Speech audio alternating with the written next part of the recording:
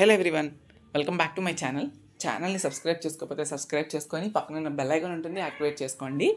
And first year diploma C23 subject చాలామంది మీరు మన ఇంపార్టెంట్ క్వశ్చన్స్ చూసి వెళ్ళారు, రాశారు కూడా. సో ఎవరికన్నా మళ్ళీ ఆ ఇంపార్టెంట్ క్వశ్చన్స్ చూడాలి, ఒకవేళ సప్లీ ఉంది అనుకుంటే ఆ డిస్క్రిప్షన్లో లింక్స్ ఇస్తాను. మళ్ళీ ఇప్పటి నుంచే స్టార్ట్ చేయండి ప్రిపరేషన్. మళ్ళీ సప్లీ ఎగ్జామ్ ముందు రేపు అనగా ఈరోజు స్టార్ట్ చేస్తే మళ్ళీ సప్లీ పడుతుంది. సో అలాంటివి చేయొద్దు. మీకు టైం ఉన్నప్పుడల్లా ఒక్కొక్క క్వశ్చన్ ఏమైనా సప్లీ ఉంటే మాత్రం చదువుకోండి. ఇప్పుడు ఈ వీడియోలో CME రిలేటెడ్గా థర్డ్ సెమిస్టర్ యొక్క కరికులంని నేను డీకోడ్ చేస్తాను. ఏ సబ్జెక్ట్ ఈజీగా ఉంటుంది, ఏ సబ్జెక్ట్ కొంచెం మీరు టైం స్పెండ్ చేసి చదవాలి అనేది మీకు క్లారిటీ వచ్చేలా చెప్తాను. సో దట్ మీరు మీ ప్రిపరేషన్ని ఎప్పుడు వీలైతే అప్పుడు బిగిన్ చేసుకోవచ్చు based upon the difficulty of the examination. Okay, so I let you know in this particular video. Remaining branches ఎవరైనా ఉంటే వాళ్ళకి నెక్స్ట్ వీడియోస్లో వస్తుంది. సో వెయిట్ చేయండి. అండ్ మీరు టెలిగ్రామ్ ఛానల్ లింక్ ఇస్తాను డిస్క్రిప్షన్లో, జాయిన్ అవ్వండి. ఫర్దర్ అప్డేట్స్ అక్కడ కూడా వస్తాయి. ఓకే, సో ఇప్పుడు CME వాళ్ళకి కంప్యూటర్ ఇంజనీరింగ్ కోర్, ఏది ఆర్టిఫిషియల్ ఇంటెలిజెన్స్ ML అవన్నీ కాదు, ఓన్లీ CME డైరెక్ట్ బ్రాంచ్కి ఇది. టోటల్గా మనకి ఎన్ని సబ్జెక్ట్స్ ఉంటాయంటే mathematics 2, digital electronics, operating systems, data structures through C, database management system, అదే DBMS, దాన్ని ఫుల్ ఫామ్ చెప్పాను నేను. 5 సబ్జెక్ట్స్ ఉన్నాయి CME వాళ్ళకి, అలాంగ్ విత్ 4 ల్యాబ్స్. ఆ 4 ల్యాబ్స్ ఏంటంటే digital electronics lab, data structures through C lab, DBMS lab, multimedia lab. Okay, so these are the 4 labs and 5 subjects. So to be honest, ఇందులో మీకు కష్టంగా అనిపించే సబ్జెక్ట్ ఏంటి అంటే, ఓకే, M2 ఎలాగా దేనిపైన డిపెండ్ అయి ఉంటుందంటే, ఒకవేళ మీకు నిజంగా మ్యాథ్స్ బాగా చేశారు ఫస్ట్ ఇయర్లో, లేదా మాకు మ్యాథ్స్ భయం లేదు అనుకున్న వాళ్ళకి M2 ఈజీగానే అనిపిస్తుంది. టఫెస్ట్ సబ్జెక్ట్ అని చెప్పలేను. బట్ M2 ఎవరికైతే M1 కూడా మేము సరిగ్గా చేయలేకపోయాం, మాకు భయం ఉంది అనుకున్న వాళ్ళకి M2 కూడా టఫ్ అవుతుంది. బట్ ఒకటే చెప్తున్నాను, M2 టఫ్ కాకుండా ఉండాలి అంటే స్టార్టింగ్ ఆన్వర్డ్స్ మీరు ప్రతి ఒక్క సమ్ని మీ లెక్చర్స్ చెప్పే వాళ్ళని చాలా జాగ్రత్తగా వినండి. అండ్ సెకండ్ పాయింట్ ఏంటి అంటే, ప్రతి సమ్ము ప్రాక్టీస్ చేయండి స్టార్టింగ్ నుంచే. ఎందుకంటే మీరు ఇది పాస్ అయితేనే కదా మీకు ఫ్రీగా ఉంటుంది, లేకపోతే అలా బ్యాక్లాగ్స్ ఉంచుకోవడం ఎందుకు M2 రిలేటెడ్గా, M1 రిలేటెడ్గా. అండ్ ఫార్ములాస్ చాలా ఇంపార్టెంట్. ఫార్ములాస్ వస్తే డైరెక్ట్గా సమ్స్ తెగే సమ్స్ కూడా ఉంటాయి డిప్లొమా లెవెల్లో. కాబట్టి ఫార్ములాస్ని కూడా బాగా తరోగా చదవండి.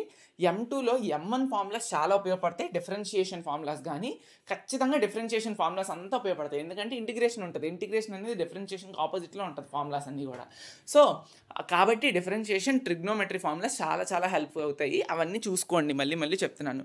నెక్స్ట్, అండ్ ఇంకా డేటా స్ట్రక్చర్స్ త్రూ C ఉంది చూసారా, ఇది మీరు కొంచెం టఫ్గా ఫీల్ అవ్వచ్చు.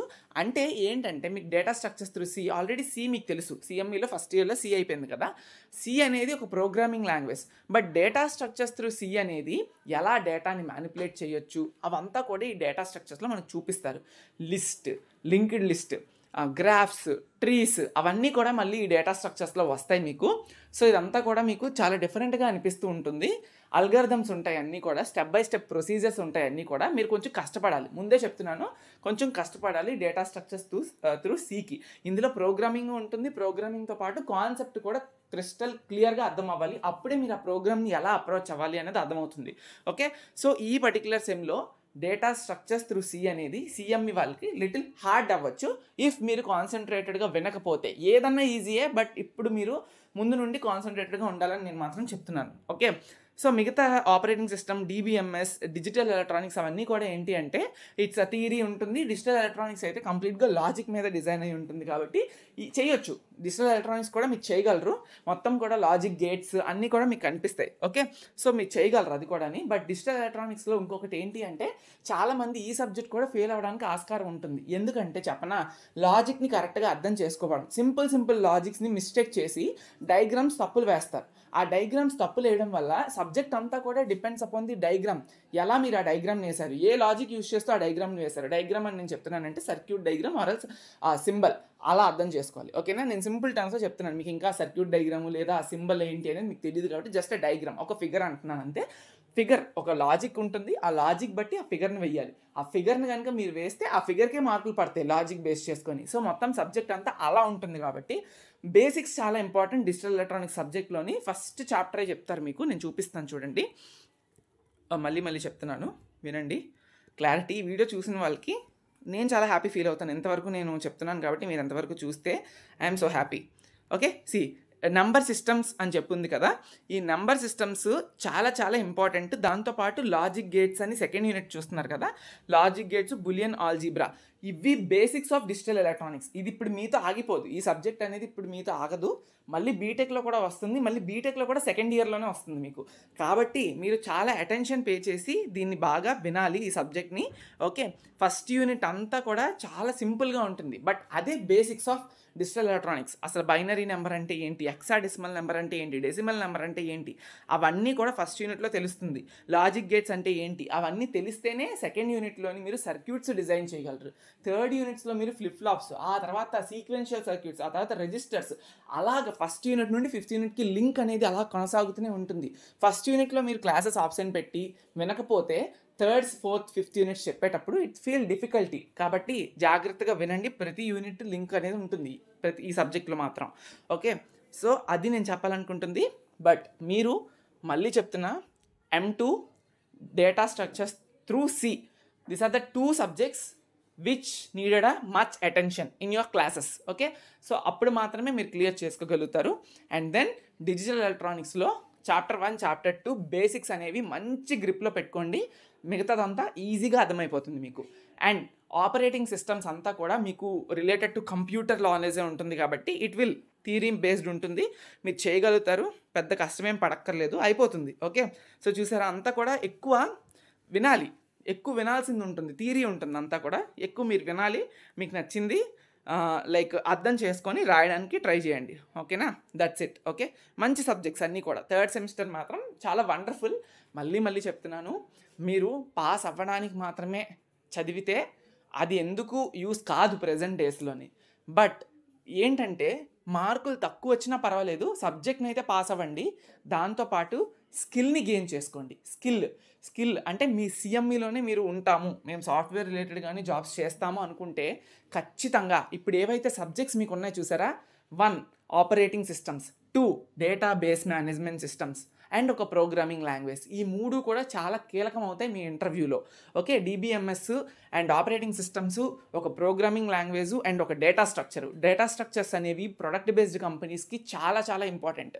If you are aiming for a product based company then data structures plays a key role. Okay, so చూసుకోండి, అందుకే మళ్ళీ చెప్తున్నాను, చాలా చాలా ఇంపార్టెంట్ ఇది. ఈ వీడియో ఎంతమందికి రీచ్ అయితే అంతమందికి పంపించండి. So make sure everyone know the syllabus everything. Okay, ఇది ఎలా డౌన్లోడ్ చేసుకోవాలంటే ఐ లెట్ యూ నో. ఇది ఎలా డౌన్లోడ్ చేయాలంటే దానికన్నా ముందు అంతే, నేను మళ్ళీ ప్రతి సబ్జెక్ట్ రిలేటెడ్గా ఇంపార్టెంట్ క్వశ్చన్స్ చేస్తాను. ఓకే, పాస్ అవ్వండి, పాస్ అవ్వడంలో తప్పు లేదు, జస్ట్ పాస్ అవుతే మాత్రం సరిపోదు, చదువుకోవాలి, బాగా అర్థం చేసుకోవాలి, అది మాత్రం మెయిన్ పాయింట్. ముందు రోజుల్లో అయిపోయేవి, ఇంటర్వ్యూ అనేది కొంచెం ఏమంటారు అంత హార్డ్గా ఉండేది కాదు, ఇప్పుడు రేషియో పెరిగిపోయింది, మల్టిపుల్ మెంబర్స్ పెరిగిపోయారు, దాంతోపాటు ఏమంటారు స్కిల్ కూడా ప్రతి ఒక్కరు ఇంప్రూవ్ చేసుకుంటున్నారు. కాబట్టి మీరు స్టాండ్అవుట్ అవ్వాలి అంటే డిప్లొమాలో టెక్నికల్ స్కిల్స్ నేర్చుకొని డిప్లొమాలోనే ఇంటర్వ్యూ క్రాక్ చేస్తే వెళ్ళిపోవచ్చు. లేదు డిప్లొమా ద్వారా మేము వెళ్ళము అనుకున్న వాళ్ళు, ఆపర్చునిటీస్ తక్కువ ఉన్నాయి అనుకున్న వాళ్ళు బీటెక్ చేస్తారు. బీటెక్ చేయడం ఎందుకు, టెక్నికల్ స్కిల్స్ ఆల్రెడీ డిప్లొమాలో నేర్చుకుంటారు కాబట్టి ఆ స్కిల్స్ని ఇంకా ఎన్హాన్స్ చేసుకోవాలి. ఆ ఎన్హాన్స్ చేసుకోవాలంటే ఇక్కడ మీకు స్ట్రాంగ్ ఫౌండేషన్స్ పడాలి. So that's what I'm saying. Okay, నేను చెప్పింది ప్రతి ఒక్కటి అర్థమైతే చాలా బాగా అర్థమైందని చెప్పి అట్లీస్ట్ ఒక అక్నాలెడ్జ్ చేయడానికి ఒక కమెంట్ చేయండి. That's it. Okay, that's it, thank you. And ఇప్పుడు ఎలా డౌన్లోడ్ చేసుకోవాలో కూడా నేను చెప్తాను. And labs, digital electronics lab నీట్గా సర్క్యూట్ ఇచ్చి సర్క్యూట్ మీద గేట్స్తోని కనెక్షన్స్ పెట్టి చేయిస్తారు, చాలా బాగుంటుంది, నాకు పర్టికులర్గా ఇష్టమైన ల్యాబ్ అది. ఓకే, సో మంచి ల్యాబ్ చెయ్యండి. ఓకే, అండ్ మ్యాథ్స్ చిన్న ఇంట్రొడక్షన్ ఇద్దాం అనుకొని మర్చిపోయాను. మ్యాథ్స్ అనేది ఇక్కడ ఇంటిగ్రేషన్, ఫస్ట్ యూనిట్ ఇదంతా ఇంటిగ్రేషన్ మా. Next second unit differential equations. ఈ సెకండ్ యూనిట్ ఆల్మోస్ట్ రిమైనింగ్ బ్రాంచెస్తో కూడా ఈక్వల్గానే ఉంటాయి, ఎలాగంటే కామన్ సిలబస్ షేర్ చేసుకుంటుంది. బట్ ఏదైతే యూనిట్ 3 అండ్ యూనిట్ 4 ఉందో, ఈ like graph theory and probability అని ఉంది కదా, ఈ స్టాటిస్టిక్స్ ఇవన్నీ కూడా ఓన్లీ CME వాళ్ళకి మాత్రమే ఉంటాయి, ఇంకే అదర్ బ్రాంచెస్కి ఉండవు. ఇవి కొంచెం కాన్సన్ట్రేట్ చేస్తూ వినండి. యూనిట్ 1 అండ్ యూనిట్ 2 మాత్రం ఐ లెట్ యూ నో, నేను చెప్తాను ఎలా చదవాలి ఏంటి ఎలా ప్రిపేర్ అవ్వాలని. So that's it. ఇప్పుడు డౌన్లోడ్ ఎలా చేయాలో చెప్తాను చూడండి. నేను లింక్ ఇస్తాను ఈ SBTET అఫీషియల్ వెబ్సైట్ది, అందులోకి వెళ్ళి ఇక్కడ హోమ్ పేజ్లో డిప్లొమా అని ఉంది కదా, అది క్లిక్ చేయండి. క్లిక్ చేస్తే సిలబస్ అని వస్తుంది, సిలబస్ క్లిక్ చేయండి. ఓకే, సో ఆఫ్టర్ దట్ ఇలా వస్తుంది మీకు స్కీమ్ అడుగుతుంది, C23 పెట్టండి, బ్రాంచ్ కంప్యూటర్ ఇంజనీరింగ్ పెడితే మీకు సబ్మిట్ నొక్కితే ఇదిగోండి ఇలా వస్తుంది. ఇక్కడ పక్కన డౌన్లోడ్ ఉంది కదా, డౌన్లోడ్ చేస్తే ఇప్పుడు మీకు చెప్పిన PDF వస్తుంది. That's it.